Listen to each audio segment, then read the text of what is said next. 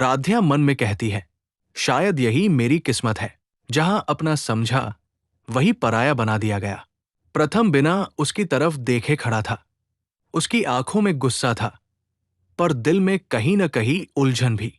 जैसे ही राध्या दरवाजे की तरफ बढ़ती है, अचानक उसकी साड़ी प्रथम के हाथ में पहने कड़े में अटक जाती है।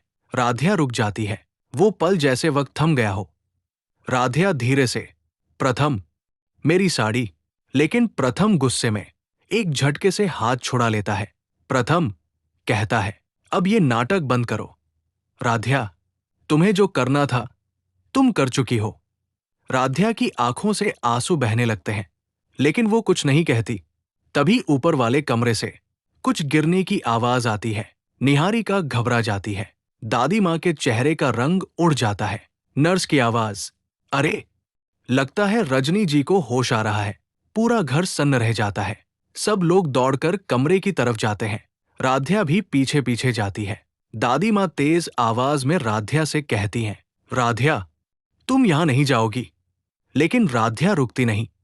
वो रजनी के पास जाती है और धीरे से उसका हाथ थाम लेती है। तभी रजनी की उंगलियां हिलती है।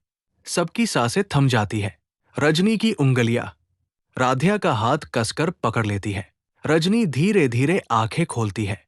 रजनी कमजोर आवाज में, राध्या। दादी माँ और निहारिका एक दूसरे को देखने लगती है। प्रथम हैरान, माँ, आप ठीक है? रजनी की नजर सीधी निहारिका पर जाती है। रजनी, सब झूठ था। राध्या ने मुझे नहीं धक्का दिया। पूरा घर सन्न। रजनी धीरे धीरे सच बताती है। रजनी, निहारिका और दादी माँ, इन दोनों ने मिलकर मुझे सीढ़ियों से गिराया था। निहारिका घबराकर, नहीं, ये झूठ है। रजनी गुस्से में, बस करो निहारिका, मैं सब कुछ सुन चुकी थी। प्रथम की आंखों में पश्चाताप आ जाता है। वो राध्या की तरफ देखता है, जिसकी आंखें अब भी नम है।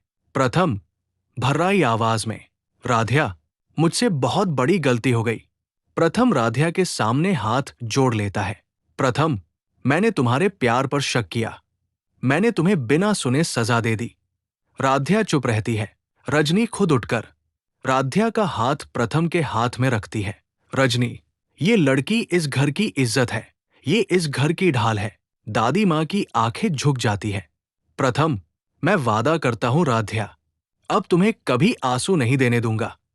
राध्या पहली बार हल्की सी मुस्कुराती है। जब सच सामने आता है तो सबसे बड़ा गुनहगार खामोशी नहीं, शक होता है।